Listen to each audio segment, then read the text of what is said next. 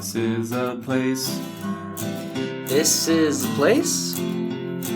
This is a place. We want to talk about. This is a place.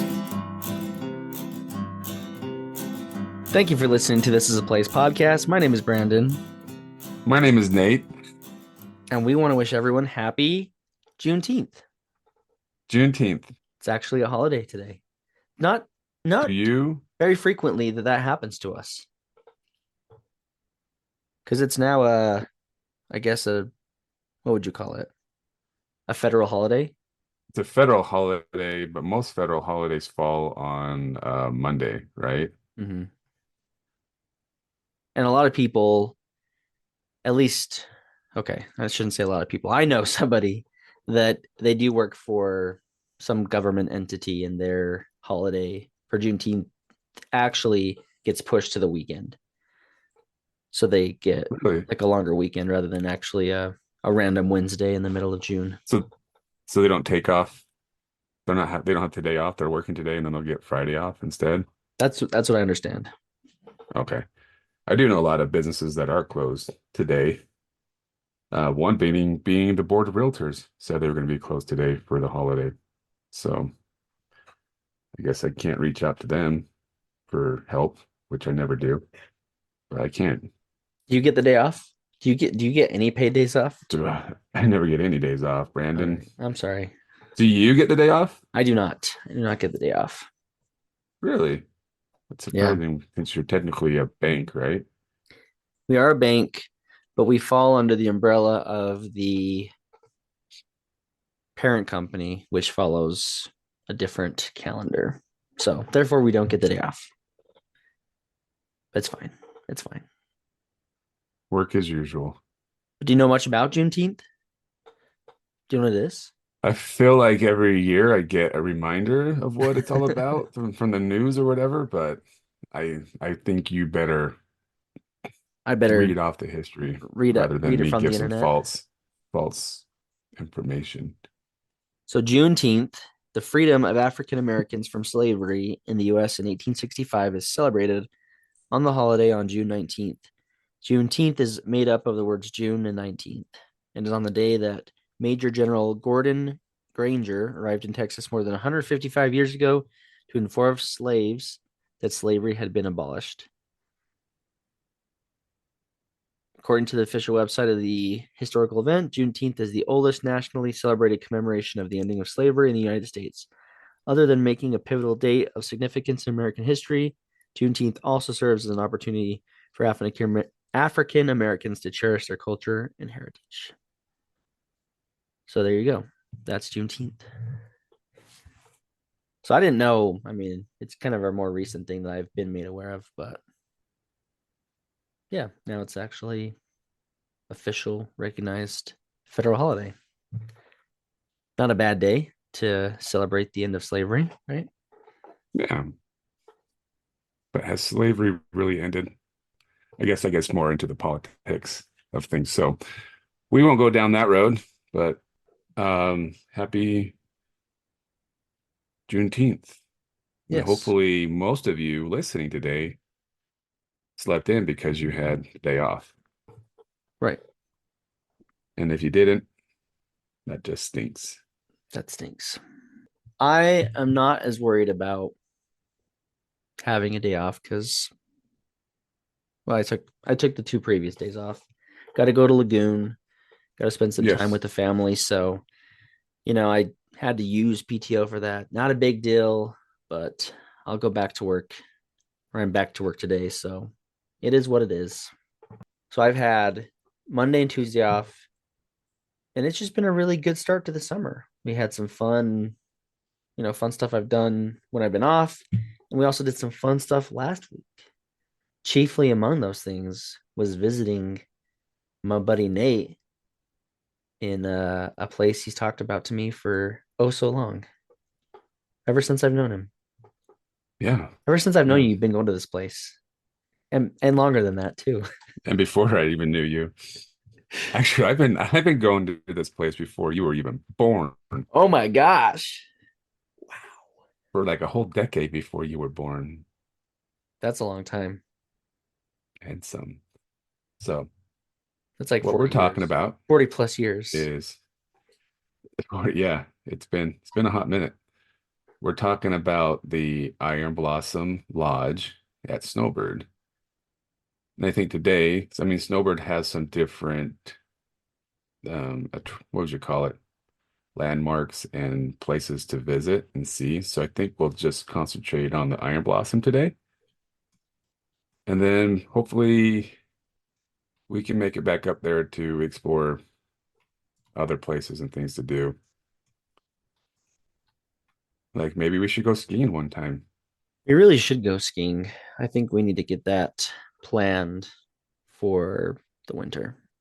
Because of Iron Blossom, I used to go there quite often because my friends worked there through high school.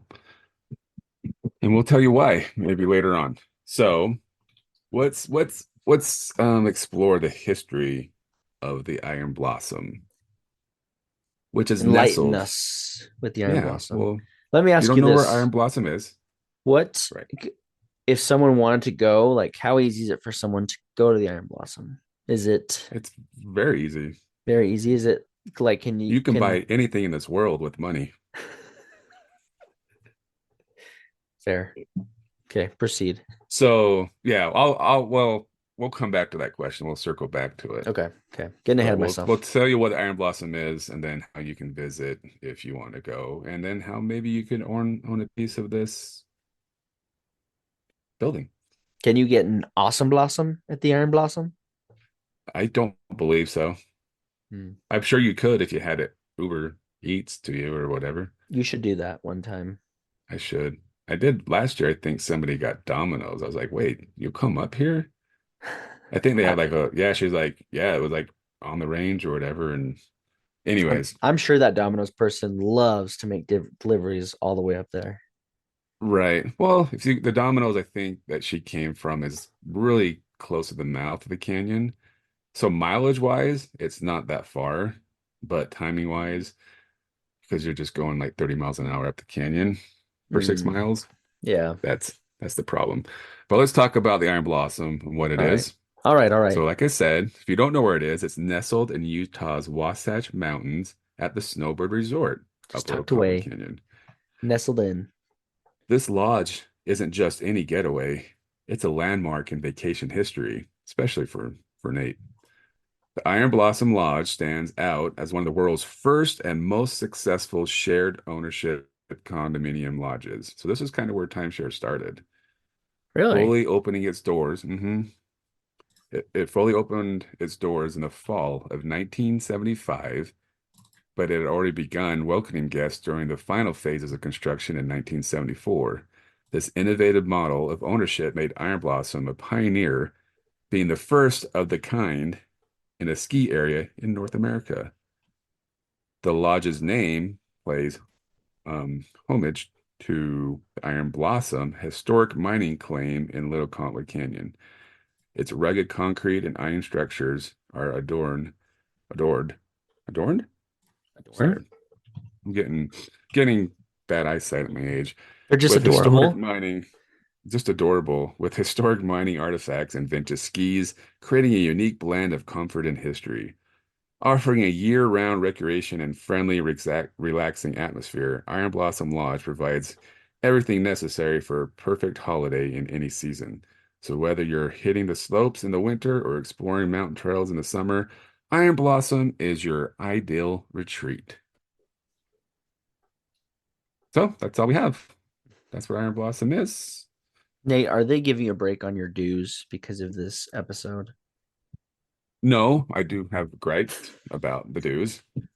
Back during COVID, they wouldn't let us go up because What? of everything was shut up. Yeah, so our week, so it's a timeshare. So basically what you do is you pay like you would like any real estate deal. It's real estate. You buy the deed for a certain week. So the week that we own is week 23, and then I also own a unit for week 27 that I bought last year at auction. It was just so cheap I couldn't pass it up.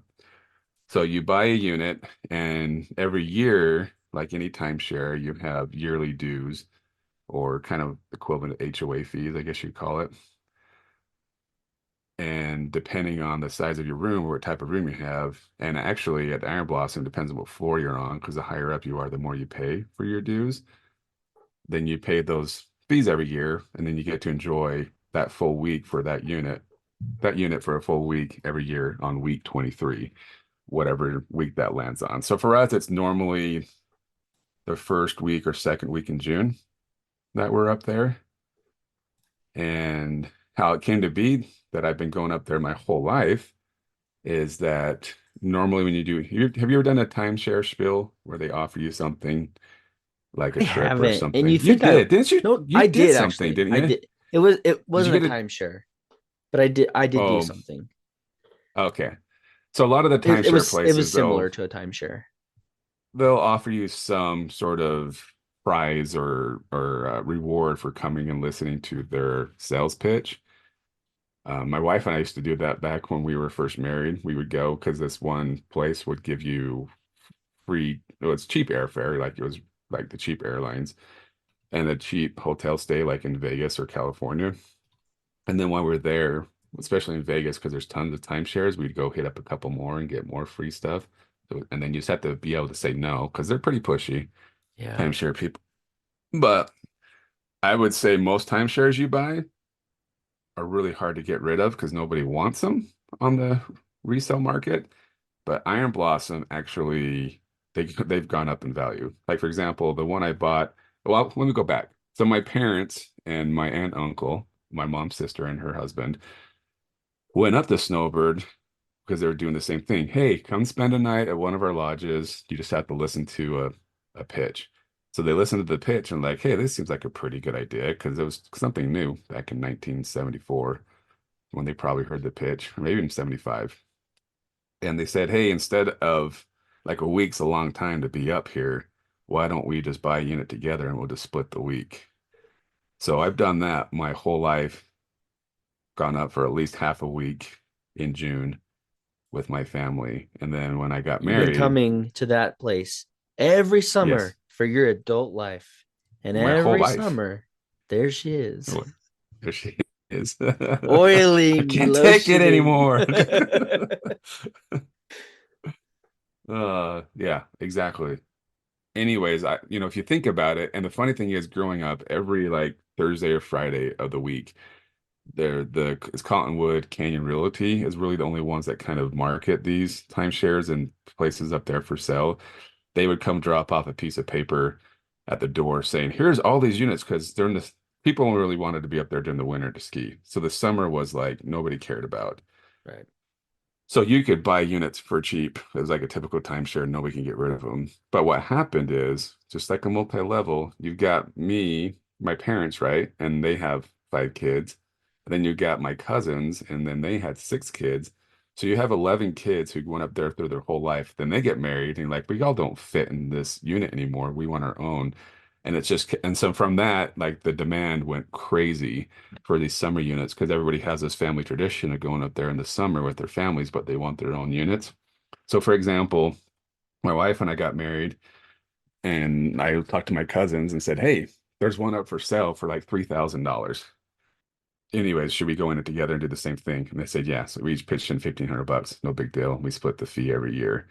But that same unit now, like I don't know, who knows how much somebody would be willing to pay for it, but it's definitely a lot more than $3,000 that we paid, which is crazy. Like I said, most timeshares, you're lucky to get your money back if you can sell it on the open market. You're usually taking a hit. But every year, so since then, I've actually gone to the auctions every year, and I have for week 23, I actually have with that one unit I bought my cousin, I have 3 extra units, and then I had that one week 27. Um, but every year, like I usually let one of my siblings use the one I share with my cousins, and then use another one, and then my family we use 2 of the units to spread out. But every year, I have people ask me all the time if I would sell one of the units to them, not just my family, but people who know that I have extra. That's how popular it is. So, anyways, going up there my whole life, 44 years old. I got nothing to show for it. I got a lot of good ideas. Nobody listens. Anyways, I've been going up there every year for my whole life except for the 2 years I was in South America. So Brandon every year is like, oh, you're going to be up in Snowbird. I've actually recorded a couple of these podcasts up there because I've Mhm. been up there when we need to record. Even with some I'm like, guests you've Brandon, done. what's that? I feel like we always try to have a guest on while you're at Snowbird to make it really easy. Complicated. Yeah. Yeah, Make it real easy. So yeah, this year I'm like, oh, Brandon, you need to come up and see what I see, what I've seen for the last 44 years of my life. And so Brandon came up, enjoyed you made a compelling hanging out in one argument. of our units. Um, I should have offered you because it's a long story, but I had normally my sister uses one of my other units and she couldn't make it up this year. And then I was like, oh, should I try renting it out like on the open market or keep it? And I couldn't decide, but I should have just had you come up and use it for the night. So you could have got the full experience. But you got to spend a couple hours up there. You got to see what we see, what we can do. But Brought the family, overall, what, invite us to yeah, go swimming. yeah. The good news is one of my units is literally just right across from the pool. So you don't have to stand out the cold for long. But what did you think, Brandon? Was it everything you dreamed it would be? Basically, it was. I mean, timeshares, they get a bad rap, right? Kind of Well, yeah, partially yeah, partially valid because of some of the things you mentioned that they don't go up in value. They're kind of someone tries to offload them always. But yeah, something like this. I mean, it's close to home. It's a nice, inexpensive for the most part getaway. And you're like you're far away enough that it's a vacation. yeah. That's what I liked. You hit the nail on the head. It's number one, it forces a family vacation for us every year because it's planned, right? We pay Yeah. for it. We know by 23, we're going up to Snowbird. Two, it's really, I mean, when I used to live in Sandy, it was a lot closer. Hmm. It was like 20 minutes to get up there, but now add another 15 minutes to it. So it's about 30, 35 minutes from where we live to get up there, right? So it's not horrible. But when you go up there, you still feel like you're out of town because you're up in the mountains. It feels like you're away. But at the same time, it's nice to know that if you did have something going on in your life, like a hockey game or a softball game, or you have to go into work, it's not super far. So you can come down the mountain. Yeah, you still come down the mountain, get your chores done, and head back up. Not a big deal, but you still feel like you're on vacation. Hmm. So it's been hard for me over the years, when especially when I become an adult, is like I tell people I'm going out of town for a week, and they're like, "Where?" And I don't ever want to tell them where I'm going because then they think, "Oh, you're just 10 miles away. You can come do this or do that, or you can help me with this or that." And I'm like, "No, I'm out of town. I don't care where I'm at. I'm out of town. I'm not in the same town I live in. I'm We out of were on a town. break. We were on a break. Leave me alone." So, but it's a cool little place. You got to see. I showed you now called the Den, which used to be called the game room. They used to have a bunch of arcades growing up, and that was awesome for a kid in the 80s and 90s. You Yeah. got to see the family pool. That's probably the most used attraction Yeah, while the you're up adult there. pool, And you got to see the adult the pool and then the topless, heart-shaped topless bar, clothing optional pool. clothing optional hot tub. Or wait, I think it is required. I can't remember.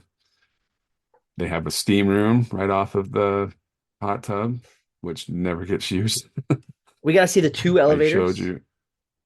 Yes, yeah. Okay, that's my biggest gripe. And I'll say it every year when I first walk in. And I probably said it at least 15 times while I'm up there. You said it at You know, least I'm that five old. I'm times when like I that was with old you. man in the elevator, and I'm just like, oh, okay, there's 11 floors, and each floor has at least 20-ish rooms. And then they have two elevators to get you up and down those 11 floors. It's a nightmare. And they have these big, because I Checkout's the mean, you same go for up everyone, there. right? Checkout's 10 o'clock on Saturday morning. So you get up there Saturday at 4 p.m. is the earliest you can check in. You stay the whole week and you have to be out there Saturday by 10. And they have these. kind of like look like mining carts, right? That you can put your stuff in because you're staying up there the whole week and they don't really have a whole lot. I mean, you could eat up there at their restaurants and stuff, but then you'd be spending thousands of dollars. But people, they have kitchens. Most of the rooms have kitchens except for the one hotel style rooms. So you bring up your own food. So you bring up a lot of stuff. So Saturday check-in day is not bad because people kind of like through the day just come in. But when everyone's trying to pack out by 10 o'clock on Saturday morning, it's a nightmare. Those elevators are just so normally what we do is we pack everything up like it's ready to go into the carts and we just hang out to about 9:45 and then we go grab carts and most people have gone by then. But that's the worst part of it. Two elevators, 11 floors. You could take the stairs, but man, the I rode the stairs get like elevator like taller four and taller every times, year. and Did you? it's a little bit of a wait, bit of a. I Yeah. mean, we even Yeah. saw an elevator come that was completely full of people. We're like, yeah, we'll catch the next one. And then there's like that whole generation thing where, when there's kids that will go in and do the whole elf thing and they'll push all the buttons. Mm. And but then you think, well, those kids will grow up and mature, but then there's another kid that comes along from, another generation and they do the same thing. So every year there's there's kids running around no matter what, And every which year, is the Nate still just he has to fight that urge, but every once in a while he'll do it. yes, yes, no. I don't think I've ever done it. I've done the whole jump up and down, like what they do in Elf, in the elevator. But those Mm. elevators are getting so old, I don't know if I would dare do that now. Gamble with your Who life. knows? Gamble with my life. But it's a cool place. Like I said, Oh, you and got the to see the pennies. pool. Don't You forget the got to see pennies. there's pennies. Like it's a concrete building. Like the rooms are concrete. But they have the little holes they probably use to fill in the concrete. And the whole fun thing is to put a penny in that hole. Been doing people doing that since I was a child. So we should have put one in the wall, You Brandon, should have before you left, and just seen if it was there next year. come back next year and see if it's still there. So you'll have to come back and we'll do it. We'll sign the penny, then put it in the wall. We'll sign it. This is a place podcast official penny. There you go. So then they got the locker rooms I showed you about. They have showers in there and a dry sauna. We didn't really go in there. And then that's just about it. And then you got a whole bunch of rooms. And then if you go down to the front desk, you can check out DVDs. You can check out board games, Nice. card games. So I mean, there's endless things to do. Endless. Not really. That's the cool thing I like about Snowbird is there isn't a whole lot to do unless if you're really outdoorsy and want to go mountain biking Mm. or hiking all day It's long. nice And not to have then, the obligation that you feel like you need to do things. yeah, you have to do things. Yeah. It used to be really big. They used to have two tennis courts or two, actually, there are four tennis courts. They had like two spots for the tennis courts, but one of the tennis courts became parking.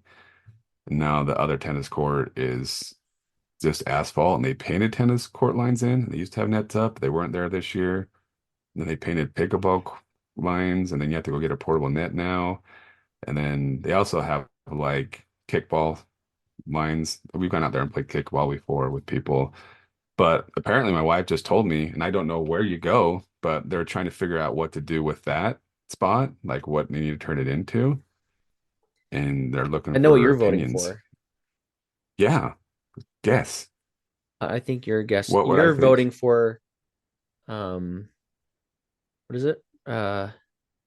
What is that game called? Uno? No, you talk about it all the time. I'm sorry, I can't remember what it's called.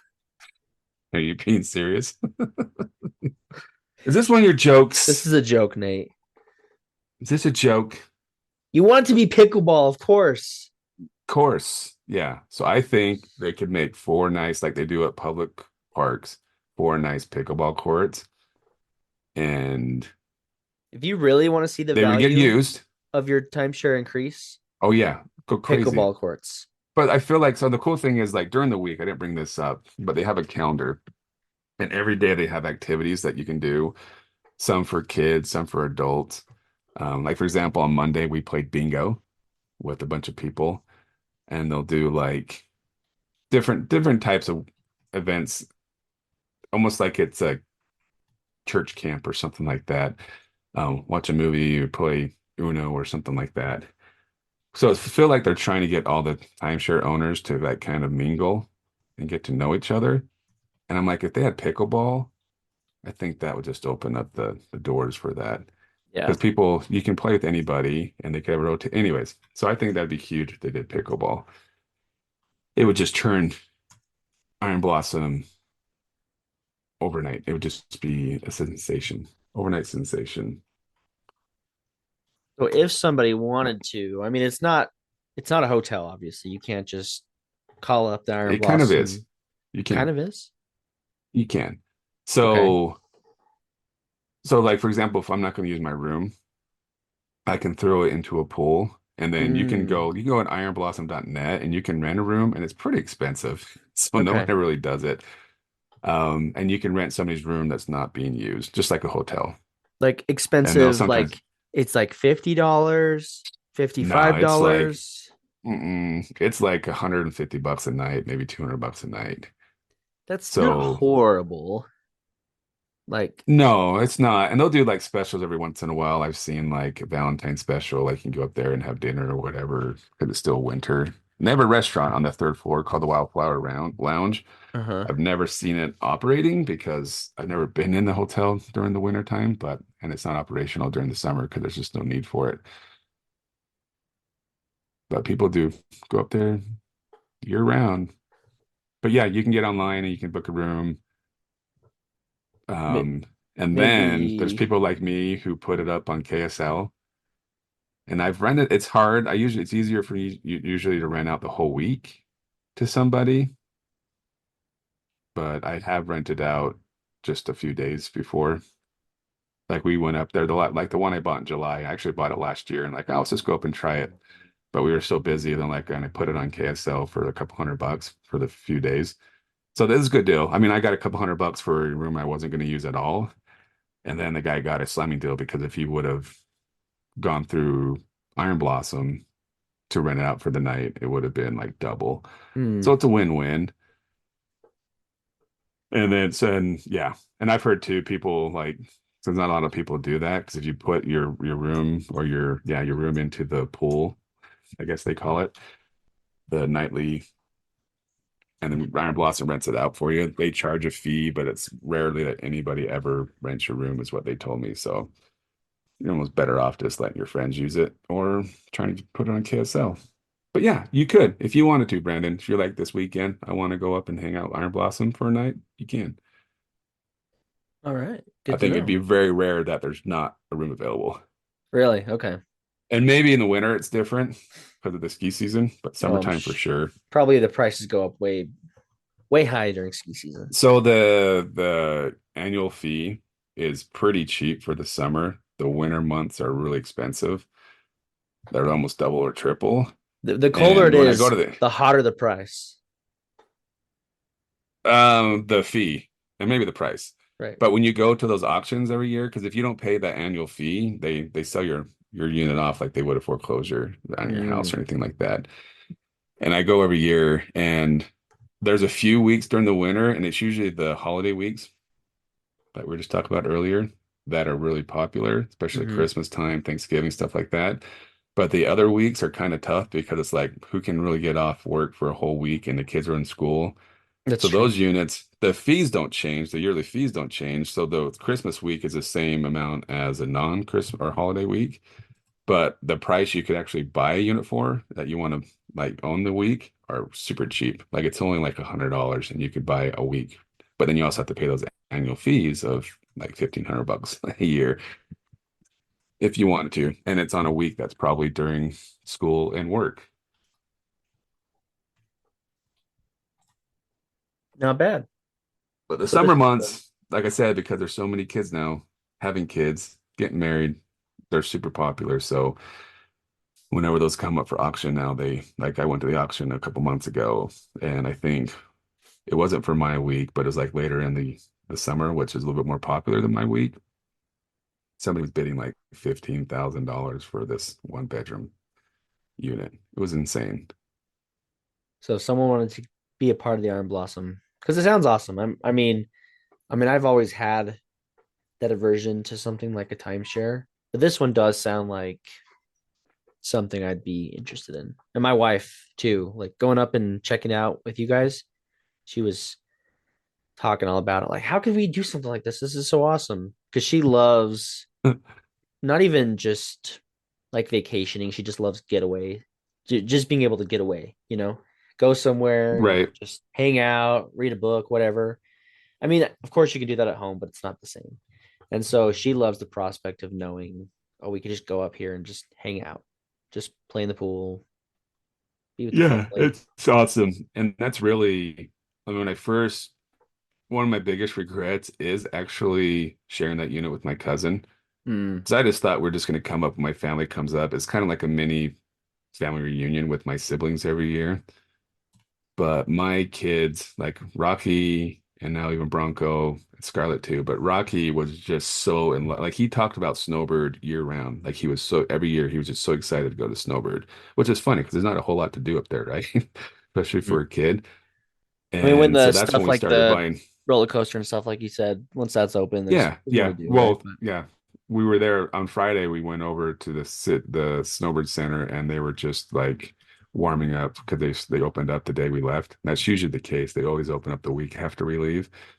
So they were kind of making sure everything is up and running. But yeah, that's part of the reason we got more units so that we could stay up for the whole week because we knew that Rocky and Bronco just loved it so much. It's just, I don't know. I mean, for a while, I bet you, probably not now. Now they're getting a little bit older and it's not as cool Yeah. to them, but um, They'll grow because I would up and bet you if you they'll said, they'll want to do the same thing, you know? yeah, but if I told them, hey, we could go to Disneyland instead of Snowbird, they would really have to think about it. Hmm. Like that's how much they loved going to Snowbird. Now they probably like, yeah, let's go to Disneyland, but they still did. I mean, Bronco was talking about it for weeks leading up to Snowbird, like he was so excited to go, and um, I, I just think they like just being up in the mountains and feel like they're in a hotel and Kids staying love for a whole week rather hotels. than just one night. Yeah, I mean, you've talked we used about to do this that a before, lot but I'm too. sure if I told my kids we were going to a hotel in Jordan Landing, like that would be the Oh coolest yeah, thing to them. it Why do used to we be take these like lavish vacations when all the kids want is just to go to a hotel? That's all they want. exactly. That's what we did forever. Like once a quarter, we would just go. There was a website that had these vouchers. It was only like $70 for 2 night stay at some of these local hotels. Like one was over in Murray, Sandy, and then like Salt Lake area. One on Foothill too was one of them. So we would just like once a quarter just go spend a weekend at one of these hotels. Because it's funny here in Utah, the hotels for the weekend are actually cheaper than the weekdays. Because a lot of people don't really come here for touristy things. They Right. come here for business, right? And so the weekends are usually pretty empty compared to the weekdays. So yeah, there's plenty of times we just go hang out at a hotel for the weekend. The kids thought, it was great. You drive just a few miles, you're in a hotel, you feel like you're on vacation, you get the pool, you get the hot tub, and go get eat at the restaurants nearby, whatever it may be, so the kids feel like they're out of town. Because a lot of times when we do go out of town, we don't do anything super crazy that would can't do here in Utah. That's why we So have this podcast, everyone. There's so much that we can do here. Why so even much leave we the can do state here. for any reason? Yeah. The only place I would like to, going back to Lagoon, but they get that. Those hotels for the summer right by Lagoon are super expensive because they get that. That's people go and they want to spend a night and go hang out Lagoon. Right. So that's one I would like to do, but every time I look at the pricing, I'm like, we could just stay like a couple miles away. And we've done that before. We stayed at a hotel once for pretty cheap. That was literally, I think it was Bountiful, like the north part of Bountiful, but the exit to the freeway was right there. So we can get to Lagoon like within like 10 minutes. We did that one year. That was fun. Yeah, I did consider that for our most recent trip, but I didn't even look at the prices, but that makes sense that it'd be extremely expensive and probably not worth it. Better to go camping at Lagoon, probably. That's Which one thing I want to try that's too. something maybe we should do that as the That can be our camping trip we've been talking about since we There started you the go. podcast. Go camp at Yeah, I need Lagoon. to get a trailer. Need a trailer. I don't have a trailer. You don't That'd want to be stay in a fun. tent with me? An RV. Do they? Can you stay in a tent there? I think you can stay in a tent. Maybe you can't. I don't I know. guess so. I don't know. We'll have to look into Don't know it. why you'd ever want to stay in a tent. Like Just go shower willfully, at Laguna. you're Go not shower at Laguna Beach. I don't know if they have showers there. Maybe they do. shower in the lagoon, But man. or just go hang out in the. Just go jump in the pool at Laguna Beach. Call it Yeah. good. Call it good. Yeah. Chlorine's sterilized, get you nice and clean. Yeah, you're good to go. So, well, is there anything else you want to talk about? No, Iron I Blossom. thanks for inviting us up. We had a good time. Gave us some food, some snacks, some good company. It was a fun little thing for my family. Yeah, I And appreciate it you coming up was because all it was kids driving kids up. like the company. Yeah. All it was driving up, you know, after work one day and we had a nice time and my kids probably enjoyed that as much as they did us going to Lagoon and we saved a lot of money. Well, not saved money because we still spent it, but it was a lot less expensive for us to go visit you and go swimming than it was All for us to right. go. Well, we'll make it an annual tradition because, like I said, my family's only up there for half the week. The other half right there was just my kids and my wife. So you're always welcome. And then if my family doesn't use one of my rooms next year, I should just have you spend the night, get the Let us know. full experience. We I'll can bring do a plenty of popcorn part for your two. for your kid. Oh yes, Yeah. plenty of Well, popcorn. maybe next year if we have more time, we can go over and explore like the Snowbird Center and we can talk about Mm, that. yeah, You could jump in the river and try that out and see how that goes. and that will be our last podcast. If the river's anything like it was this year. Oh my gosh, yeah. We went out to this lookout point they call it, and one of the runoffs, it was just like a fire hose. It was just like spraying everywhere. It was wild this year. Well, we saw like 10, we saw probably 10 waterfalls just on our way up. So Yeah, it's a good year. it's It depends like how quickly in the year it starts to warm up because most years you'll see a lot of waterfalls when we're heading up and down the canyon, but there's been plenty of years where it's been a dry year and don't get to see anything. And the river's already kind of dried out. But it was a roaring. It was was. full. And you know how I feel about waterfalls. Yeah, you shouldn't chase So them. this is a place that we're talking about that has waterfalls technically. Yeah, that's why you loved it so That's much. why I loved it. I didn't even realize it. I'm just like my kids. Just give me a waterfall and I'm happy. There you go. But yeah, thanks again. Well, Good time. If you want to check it out, Nate told you how to spend lots of money and check out the Iron Blossom or go to KSL. Maybe you'll see Nate's other property on there one of these years. yeah, I did put up that unit for July and it went like that night. Somebody wanted it that bad. Well, I had a bunch of people ask me if they could buy it. And I'm like, Mm, no, because we're just too busy to go back up there in a couple weeks. So I've already rented that one out. But next year, let me know. I got one for week, I think it's week 23 is when we go up that one's every untouchable. year. And then week 27 is the other one I have, which is also right by the pool, like we talked about, which is actually a little bit better unit than the one that you came to see, in my opinion. Mm, Not much, but a little bit. nice. Well, now you know. That's our story. We're sticking to it. No. Wait. I have one last thing. Our I even thought about since you were gonna be less available this week, when maybe not we weren't maybe gonna have time to do a full episode, right? I thought we could just do an episode and talk about the quotes we missed from Napoleon Dynamite. We actually I watched Napoleon Dynamite while I was up there at Snowbird After we with my oldest. recorded, I remembered there's this one that we both use all the time, and we didn't even think about that it was from Napoleon Dynamite because that's just how common it is. I want that. I want that. There's also dang it when there's so many. Such a good There's one. just so Here's many. another plug for that episode. If you haven't listened, just go back and listen to me and Nate try and say all the quotes from the movie. Don't watch the movie. Just listen to me and Nate quote the Yeah. movie. Yeah. You'll have a good time. It's surprising how much, without even thinking about it, how much I quote that movie.